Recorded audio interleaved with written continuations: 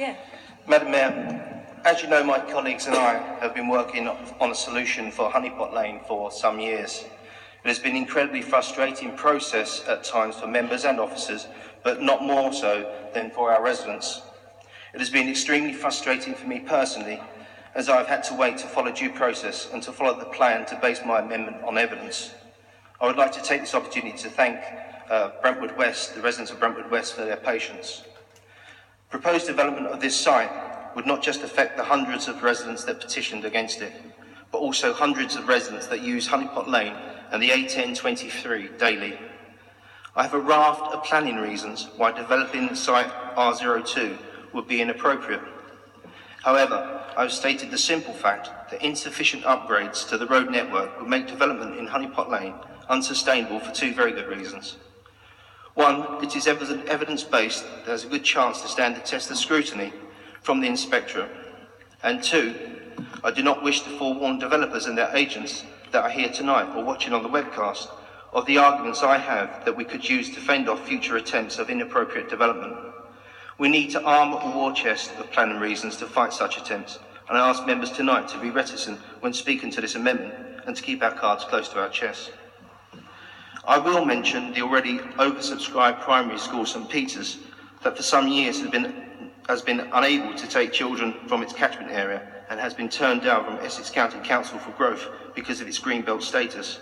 However, I am aware that this is picked up across the borough in terms of provision of places, so the evidence would not hold up and fall outside of the policy in terms of parental choice to apply for any school. Access to the High Street from World Road is already highly congested. Any further traffic coming from Honeypot Lane would see traffic building further down World Road to the narrow pinch point by Wild House, as well as impacting on Western Road. The junction of Honeypot Lane and London Road does not cope well with the amount of traffic it currently receives, often tailing back to Hill Road, causing traffic to divert through the Homestead estate.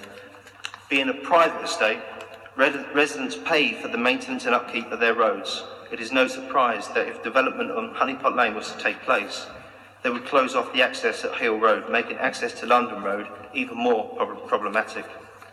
The junction of Brook Street and Wiggly Bush Lane also has issues dealing with the level of traffic, at times tailing back into Will Park Way.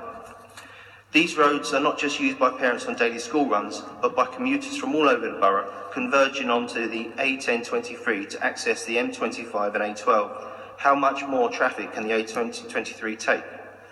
But the most important point to stress is the narrow point in the lane itself cannot sustain such a dramatic increase in traffic.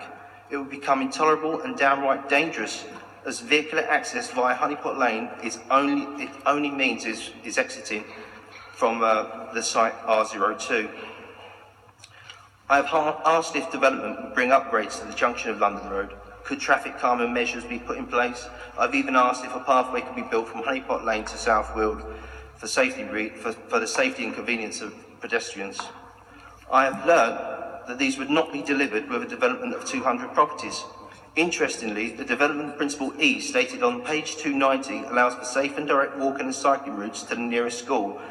I have investigated this idea in the past and was informed that it would cost around £500,000. In addition, would require the acquisition of land under multiple ownership. Therefore, this may not be achievable. On the same page, C states provision for publicly accessible open space. This space is already enjoyed by many ramblers and dog walkers around the area.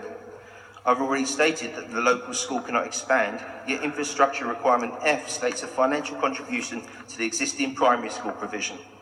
The infrastructure requirement fails to demonstrate the necessary means to mitigate the transport impact of development.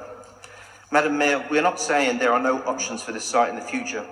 With population growth of the borough and a demand for burial sites, land at Honeypot Lane could be used as a green burial site or indeed a green pet cemetery, both extremely lucrative services that would not have a detrimental impact on the road network or highway safety. Finally, it has become apparent that Dunton Hill Garden Village can accommodate no more than 200 homes in the duration of the plan. It is not just development of the dwellings, but the necessary highways infrastructure that would be needed to accommodate the site.